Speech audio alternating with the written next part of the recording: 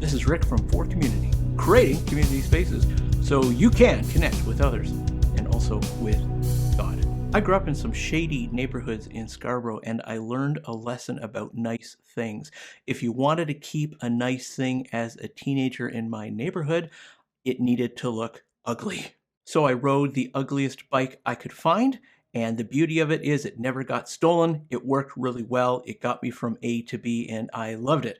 That is, until it actually did get stolen, and I watched it get stolen in slow motion as I was sitting in a McDonald's restaurant one day. But that's not the point. I learned a valuable lesson, and that valuable lesson has stuck with me to this day. The lesson is it's what's on the inside that counts, and if it looks pretty on the outside, you might lose it. That still served me well all the way up to this day. So what about you? Let me ask you, have you ever learned one of those wise lessons as you were growing up that still serves you well today? Like mine, it's what's on the inside that counts. It doesn't have to be pretty. It doesn't have to look great. Have you learned one of those lessons? Like maybe you have an experience with your brother or your sister and you did something bad to them and it taught you, a life lesson about how to treat other people. Or maybe you learned something about getting fired as a teenager that has served you well up until this point. If you're watching this with someone, take a moment to connect with each other and ask, what wise lesson did you learn from your past that still serves you well today? So here is that lesson that still serves me so well today. The lesson applies to faith or belief or vision or calling, whatever you want to call it. When you truly believe something, that drive behind your belief, that doesn't have to be pretty. And it's not pretty. And the actions you take to do something about that belief, about that motivation, they always don't look so pretty either. But it's the heart that counts, because the heart is what's going to drive you forward and get you what you really want to achieve. It's not about the outside look. It's about what's on the inside motivating you to take action and move forward. The text for this video is Mark chapter 10, verses 46 to 52. And in this text, it talks about how important the heart is and how unimportant looks really are. Then they reached Jericho, and as Jesus and his disciples left town, a large crowd followed him. A blind beggar named Bartimaeus, son of Timaeus, was sitting beside the road. When Bartimaeus heard that Jesus of Nazareth was nearby, he began to shout, "Jesus, son of David, have mercy on me." "Be quiet," many of the people yelled at him. But he only shouted louder, "Son of David, have mercy on me." When Jesus heard him, he stopped and he said, "Tell him to come here." So they called the blind man. "Cheer up," they said. "Come on, he's calling you." Bartimaeus threw aside his coat, jumped up, and came to Jesus. "What do you want me to do for you?" Jesus asked. "My rabbi," the blind man said, "I want to see." And Jesus said to him, "Go, for your faith has healed you." Instantly the man could see, and he followed Jesus down the road. Hey kids, keep your eyes on the background for all the characters and stuff that's hidden in there and all the animations that's in the videos now. And let's talk about it the next time we meet on Zoom. And also please remember to watch this week's episode of, say it with me, Connect HQ. Here's my point today, okay? My interpretation, my takeaway from this passage, just to totally encourage you. Here it comes.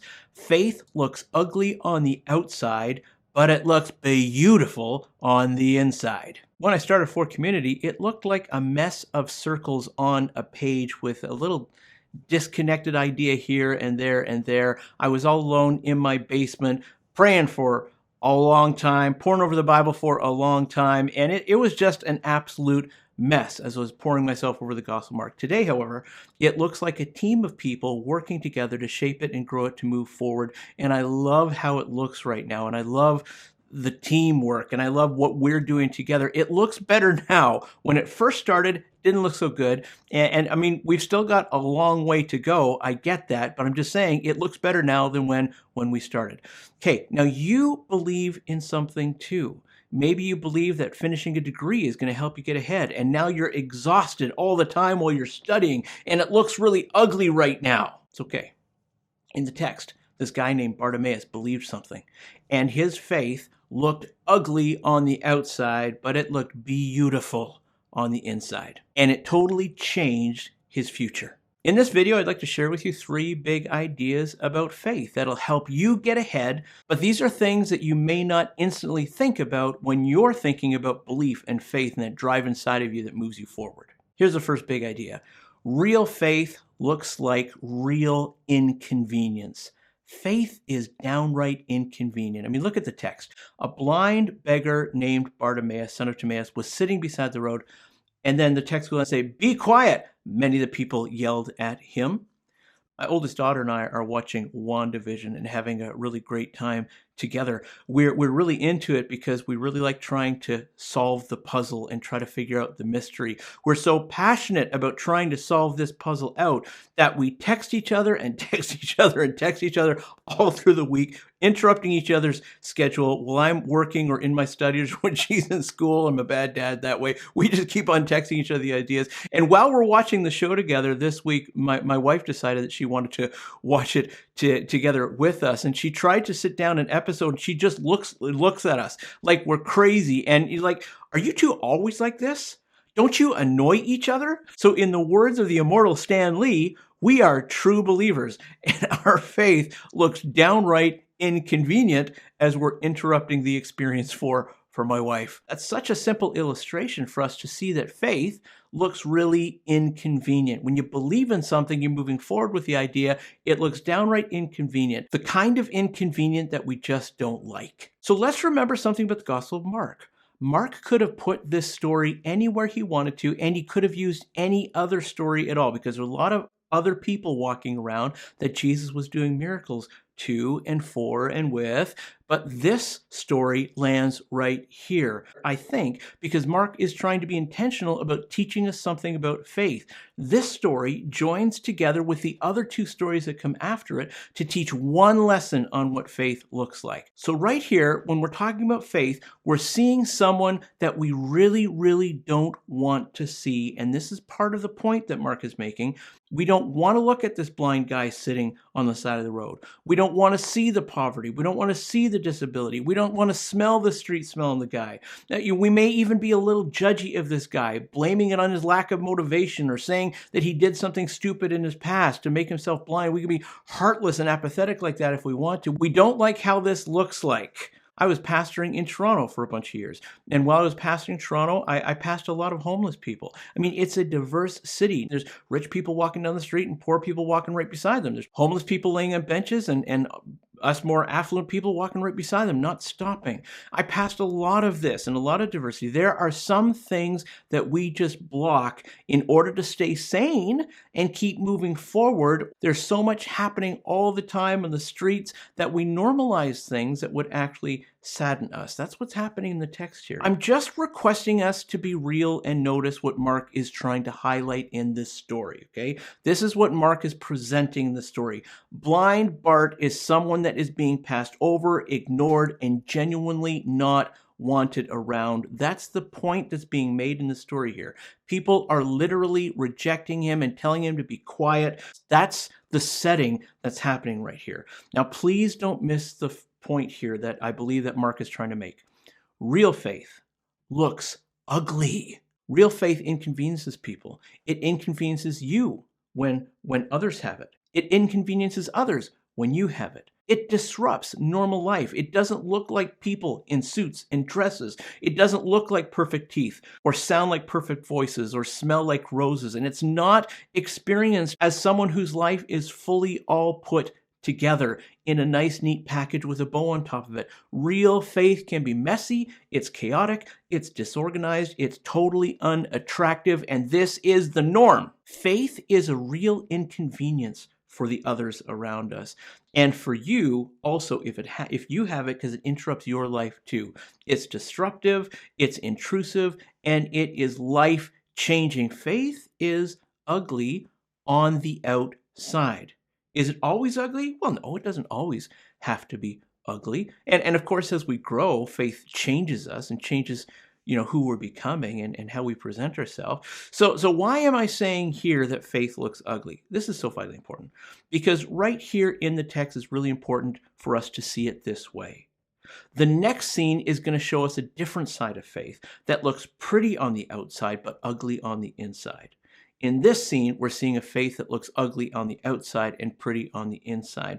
And we're going to end this collection of stories with Jesus' summary on what your faith can look like if you really want to connect with Jesus and have him also connect with you too. So for this context, yes, faith looks ugly. We just have to own it.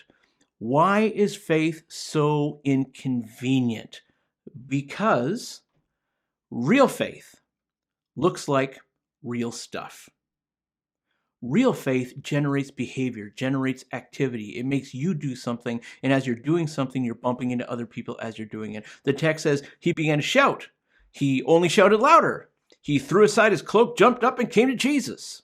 As my daughter and I are watching WandaVision together, we're not keeping it all in our heads. We're talking sometimes very loudly, sometimes even to the point where we'll need to pause the episode to work out some of the details and search Google for what is the hex? What's going on? What is Logos? Stuff like that, Real faith, okay? It's not an idea. It's not feelings. It's activities that connect you, in the real world, with whatever that faith and that idea was on the inside. And of course, in my particular experience, and also from what the Bible would share with you, faith is that real activity that happens on the outside that connects you with Jesus. If it's just stuck in your head, if it's just stuck in your heart, it's not really faith, not according to this text. That stuff we think about God and Jesus, for it to actually be faith and more than just ideas and emotion, it needs to be infused with some kind of passion or conviction that motivates us to jump up and move forward. If there's no moving forward with your behavior, with a change in your life, then it ain't true faith. It's not faith if we don't do anything about it. In another part of the Bible says faith without works is dead. You got to do something about it. But that's not today's focus. That's what we're going to see in the next story. In the next story, the kind of faith that looks good is the kind of faith that just stays inside your head and your heart. And it really doesn't help you at all because it never makes a change to you and you never get to really where you want to be going. Look what blind Bart does here. Notice it because you're not going to see this in the next story, because blind Bart is convicted about Jesus. Text says he began to shout. He only shouted louder. Then he threw aside his coat and he jumped up and he came to Jesus. We're not going to see that in the next story. What does your faith look like? What is your real world expression of what you're thinking, what you're feeling on the inside where no one else can see?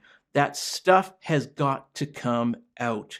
You've got to do something about that if it's actually faith, not because it's a rule. There's no rule saying that if you believe something on the inside, you're going to be living it. That's not a rule. It's just how faith works, because we can't keep real faith inside of us and do nothing. If we believe something, we're going to be living something. Let me close with this idea.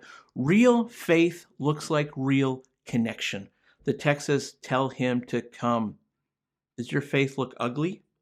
I hope so. Ugly on the outside? I hope so. It means you're doing something about it. And it means that you're making mistakes. And it means sometimes you're failing. And you can't succeed without failure, because success is just failure on top of failure on top of failure. And we learn and we grow and we learn and we get stronger. And suddenly we realize, oh, I'm successful now. But that's not because I had all these minor successes, because I built on top of all my failures and all my mistakes. And yeah, there are some wins in there, but there's a lot of failures in there too. It's because when we put our faith into action, it looks messy. We don't get it right all the time and it looks ugly. Does your faith look ugly? I hope so. Because when Jesus sees someone, like you maybe, who is motivated to connect with him because you're convinced about him, he meets you with an invitation to come and connect with him. He's not rejecting you because you don't have it all together, because you don't talk churchy, or because you don't fully have an understanding of him. He doesn't reject you when you get up and you try and you fail. It's okay. He's got your back. He knows he's accepting you simply for doing something about what you believe in him and what you're convicted by about the truth in him, that he's real, that he loves you, and that there's a real connection that he wants to make with you. So if you haven't yet, connect with him. I'm like one of those people in the crowd that Jesus commands to say, okay, tell that person, come here. That's just what I'm doing right now. You're invited. Would you please do something about how you feel about Jesus? And would you please connect with him? So as you're about to end this video, let me encourage you by saying this: may your faith look ugly on the outside and beautiful on the inside. That's it from me to you for now. If you haven't yet, please subscribe. Please subscribe. Please share it, like it, comment, whatever you like to do as you spread the word, it actually helps me a lot. So thank you for those who are subscribing and liking and spreading love, sharing love. That's all awesome. For a community, creating community spaces so you can connect with others and also with God. See you next time.